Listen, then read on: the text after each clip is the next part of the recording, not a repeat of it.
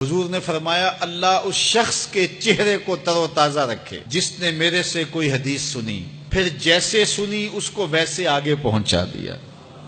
اور آقا کریم نے فرمایا بعض اوقات سنانے والا اس پر اتنا پہنچ کے عمل نہیں کرتا جتنا پھر سننے والا اس کے اوپر عامل ہو جاتا ہے۔ تو جب حضور نے دعا دی ہے کہ اللہ اس شخص کے چہرے کو تر و تازہ رکھے جس نے میری حدیث کو، میرے فرمان کو سنا اور ایسے ہی آگے پہنچا دیا،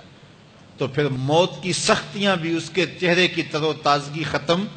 نہیں کر سکتی،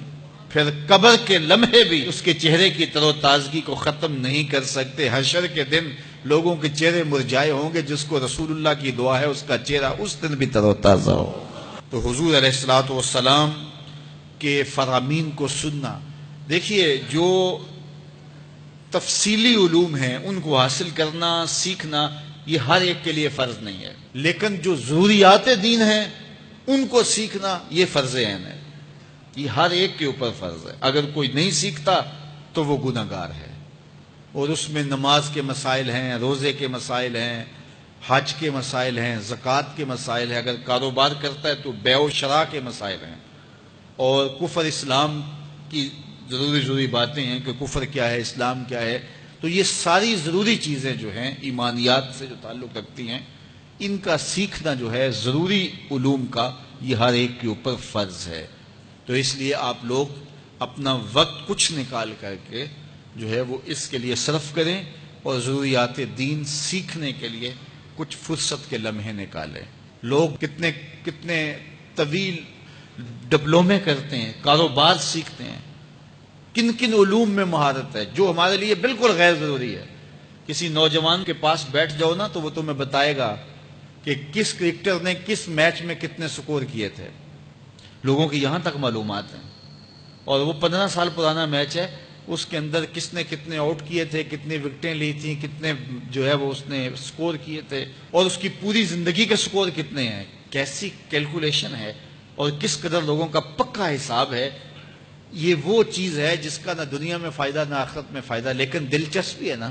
جس چیز سے دلچسپی ہو تو وہ چیز خود بخود ازبر ہوتی چلی جاتی ہے۔ دلچسپیاں انسان کو جو ہے وہ کسی چیز کو یاد کرنے میں مدد دیتی۔ ایک عرب شیخ کہہ رہا تھا کہ ہم ماضی میں پڑھتے تھے کہ ہمارے اسلاف، ہمارے بزرگ ایک رات میں پورا قرآن ختم کر لیتے تھے۔ تو وہ کہتا ہے میں سوچتا تھا کہ ساری رات قرآن بندہ پڑھتا رہے تو کس طرح ممکن ہے؟ تو کہتا ہے میں اپنے بچوں کو دیکھتا ہوں کہ وہ جو ہے وہ موبائل کے ساتھ لگے رہتے ہیں، اور فجر کی اذان ہو جاتی ہے تو وہ تب چونکتے اچھا رات گزر گئی۔ تو میں کہتا ہوں نوجوان کی دلچسپیاں کچھ اور ہیں، اور وہ بھی اس شغف کی وجہ سے ایسا کھبا کہ رات گزر گئی اور اس کو پتہ ہی نہ چلا۔ تو جن کو قرآن کا نشہ ہو گیا تھا ان کی ساری راتیں قرآن میں گزر جاتی تھی، اور ان کو پتہ ہی نہیں ہوتا تھا کہ رات بھی گزر گئی ہے، اور اذان ہوتی تو پھر پتہ چلتا کہ اچھا رات گزر گئی ہے۔